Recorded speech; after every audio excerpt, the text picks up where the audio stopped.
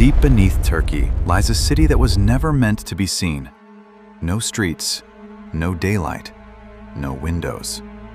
Only narrow tunnels, sealed stone doors, and chambers where thousands of people could disappear from their enemies. But who built this city? And what terrified its inhabitants so deeply that they created an entire world beneath the earth? I'm Old Man George, and today we descend into Derinkuyu. In the heart of Cappadocia lies a landscape that seems almost unreal. Stone towers rise from the ground, deep valleys cut through the land. Long ago, volcanoes formed a soft rock here that could be carved with relative ease. People hollowed homes into the stone. They created storage rooms, churches, and entire settlements. But at some point, they began digging deeper, not only into the mountains, but downward. Beneath the modern town of Derinkuyu, an enormous labyrinth of chambers, shafts, and tunnels emerged. A city beneath the city. There were living quarters, storerooms, stables, wells, and places of worship. Everything people needed to survive. But this city was not built to be beautiful. It was built to hide people.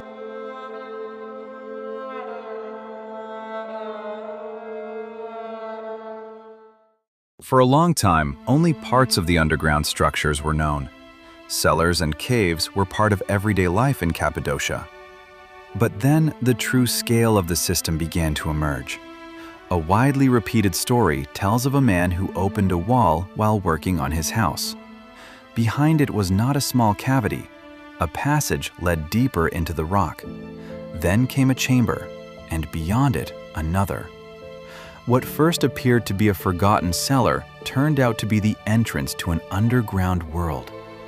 Researchers discovered more and more rooms. Stairways led downward, tunnels branched in different directions. Some ended beneath collapsed rock, others disappeared into complete darkness. Derinkuyu was larger than anyone had first imagined, and perhaps not all of it has been discovered even today. Life down here must have been difficult. The passages are narrow, the ceilings are low, the air is cool. After only a few minutes, it is easy to lose your sense of direction. But the rooms were not carved randomly into the rock. Stables were probably located close to the surface. Deeper inside were storerooms, kitchens, and living areas. Food could be preserved for longer underground. Niches in the walls may have held lamps, vessels, or tools. Wine could also be produced and stored here.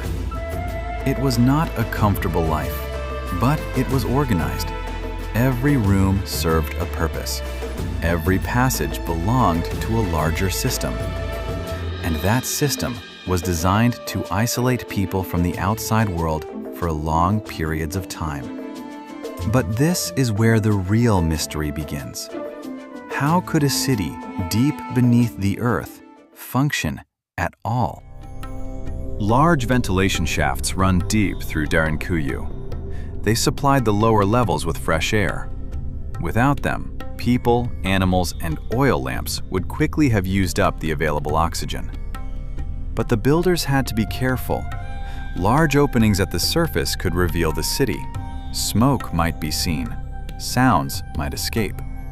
Yet somehow, they created a system that allowed the city to breathe. Water was equally vital. Wells supplied the inhabitants even when the entrances were blocked. This made Derinkuyu far more than a temporary hiding place. The city could breathe. It could provide water, and it could seal itself shut, because its most impressive defense was made of stone.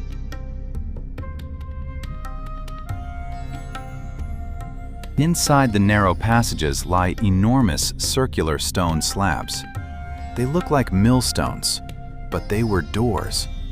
In times of danger, they could be rolled across a tunnel. The passage was then completely blocked. The door could be moved from the inside. From the outside, it was almost impossible to open. The narrow tunnels made the defense even stronger. An attacker could not advance with many men at once. He had to move alone through the darkness. He did not know the passages. He did not know what waited beyond the next turn. And at any moment, another stone door could close in front of him or behind him. Derinkuyu was therefore more than a refuge. It was a fortress without walls, because the mountain itself was the wall. For centuries, Cappadocia lay within a troubled region. Armies marched across Anatolia. Empires rose and disappeared. Villages were attacked. Religious communities were persecuted. Especially during the Byzantine period, underground settlements were probably used as places of refuge. When enemies approached, inhabitants could bring their families, animals, and supplies to safety. The entrances were concealed. The stone doors were closed. At the surface, attackers may have found nothing but abandoned houses. But directly beneath their feet, people were waiting, silently, without light, not knowing when they would be able to return. Perhaps they heard footsteps above them, perhaps blows against the rock, perhaps screams, and perhaps they did not know whether they would still be alive the next morning. In moments like these, Derinkuyu was not an archaeological wonder. It was their last hope. The greatest threat was not only the enemy, it was life in confinement. People had to share food and water. The sick had to be cared for. Children had to remain quiet. A single mistake could endanger everyone. A loud cry, a visible light, an open door, or panic. And yet, the inhabitants also created places for faith. Derinkuyu contains rooms interpreted as churches or gathering spaces. Imagine the scene. Weak light flickers across the walls. People sit closely together. Above them, an enemy army may be moving across the land. Then, someone begins to pray softly. Other voices join in. For a moment, the hiding place becomes a community. Fear becomes hope. But no one knew how long the supplies would last, or whether the entrance had already been discovered. To this day, no one knows with certainty who began building Derinkuyu. Many cultures lived in Cappadocia over the centuries. The city was probably not created during a single period of construction. It may have grown over many generations. One community carved the first rooms, another expanded the tunnels.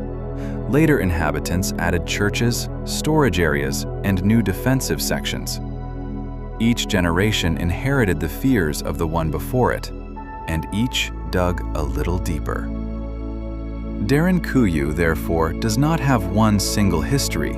It contains many histories, but almost none of them were written down. The people who lived here left no complete explanation, only rooms, tools, worn steps, and sealed passages.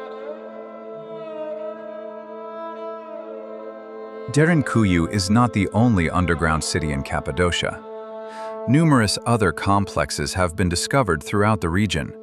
Some are small, others extend across many levels. There are even reports of long connecting tunnels between different settlements. Not all of these connections have been conclusively proven, but the possibility alone changes the picture.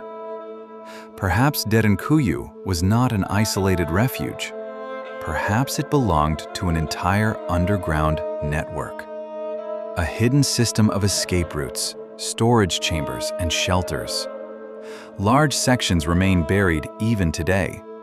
Some tunnels have collapsed, others are too dangerous to enter, and some areas may never have been opened.